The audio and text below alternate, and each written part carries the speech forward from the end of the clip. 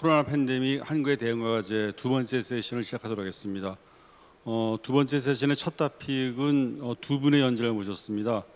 그래서 코로나19와 민간 협력, 민간 의료기관 및 시민사회 대응이라는 제목으로 발표를 할 텐데, 우선 먼저 홍준영 서울대 행정대학원 교수님께서 발표를 해주시겠습니다. 이번 포럼을 주최한 저희 서울대 국가전략위원회의 위원장도 지금 경험하고 계십니다. 부탁드리겠습니다.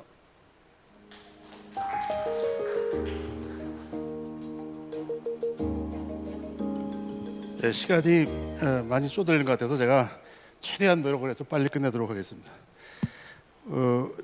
제가 맡은 주제는 팬데믹 대응에 있어서 민간 협력과 보건국가라는 다소 큰 주제입니다. 제가 드릴 말씀을 요약해드리면, 우선 첫 번째는 너무 당연한 얘기지만 민간 협력의 중요성입니다.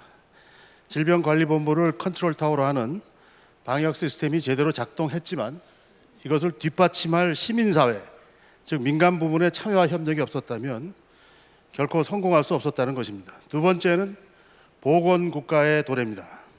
코로나 팬데믹이 어느 정도 수습된다고 해도 위기의 끝이 아니라 새로운 지속되는 위기의 시작이 될 것이고, 따라서 국민의 생명, 건강과 안전을 보호하는 것이 핵심 중의 핵심, core of the cores라고 하는데, 국가 임무의 최우선 순위를 가지는 보건국가가 부상하게 될 것입니다. 이미 부상하고 있고요.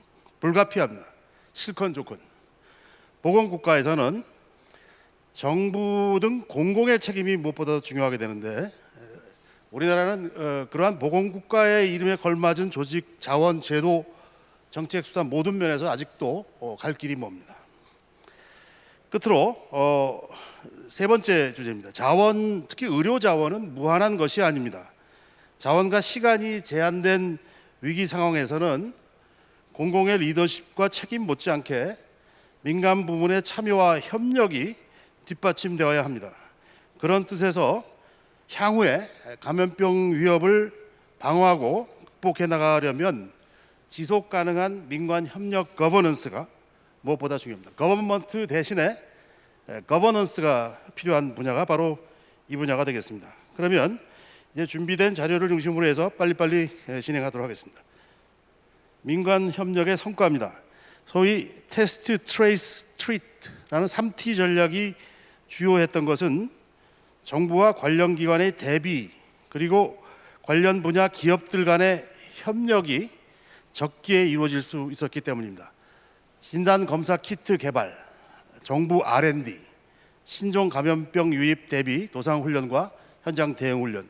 아까 정기석 교수님께서 현직에 계실 때 경험을 잘 말씀해 주셨는데, 그런 이제 축적이 있었기 때문에 그나마 그래도 많은 시행착오와 문제점이 있었지만 대처를 할 수 있었다는 얘기죠. 생활치료센터 아이디어도 뭐 떠밀린 것이긴 하지만 그래도 상당히 기발한 아주 주요했던 그런 민간 협력의 산물이었습니다. 긴급 사용 승인 절차라든지 ICT 기반 추적 조사를 가능케 할 수 있는 법제도적 기반도 다행히 계속 개선되긴 했지만 마련돼 있었습니다. 그리고 정말 강조에 마지 않을 것은 자원봉사의 힘입니다. 자원봉사, 우리나라가 과연 그렇게 엄청난 파워를 가진 자원봉사의 나라였던가 하는 것을 새삼스럽게 깨달을 수 있었습니다.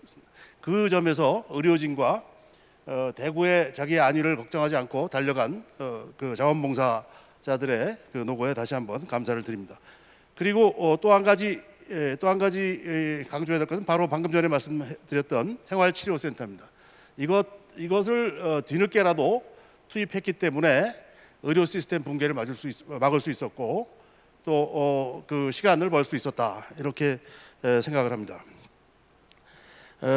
경북대 병원장이신 정호영 교수께서는 기존 행정 절차를 다 밟았으면 몇 년이 걸렸을, 그리고 그 사이에 수많은 사람이 죽어갔을 거라고 그렇게 말한 바가 있습니다. 물론 문제점도 적지 않이 있었습니다. 인포데믹스 폐단, 자가격리 이탈자 문제, 수백 명이 자가격리 이탈했다고 그러죠 벌써. 민간 의료기관에 대한 임상정보 공유가 제대로 이루어지지 않은 문제라든지 이런 시행착오도 적지 않았습니다.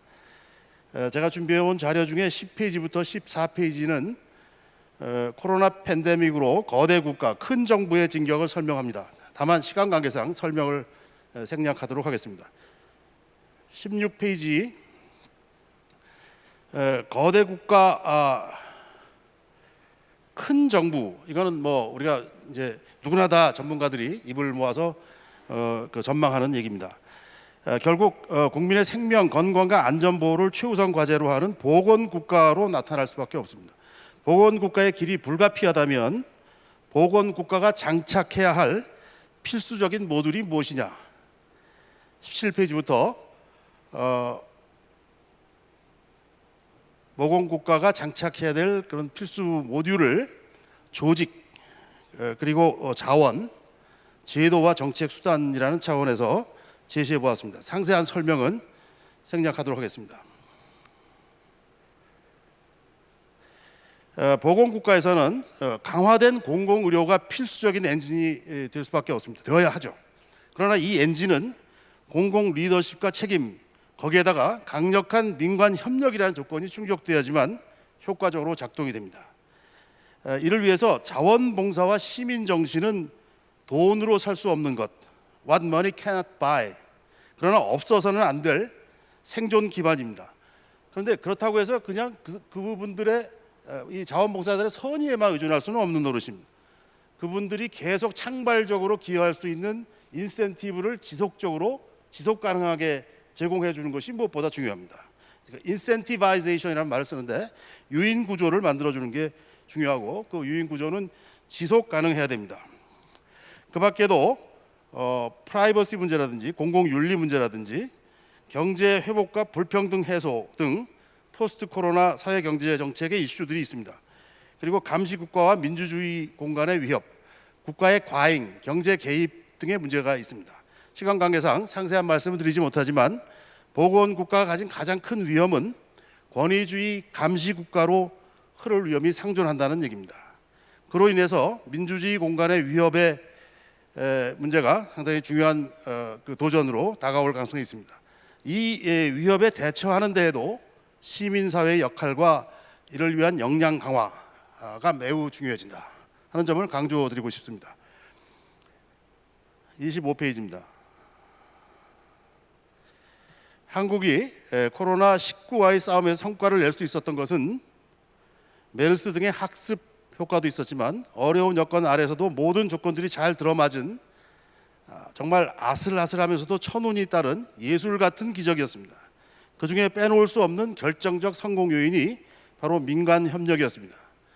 고향, 출발했던 곳에 다시 돌아갈 수는 없겠지만 위기를 상상하며 일상의 밭을 갈자, 이 말로 제 말씀을 마치겠습니다. 경청해 주셔서 감사합니다.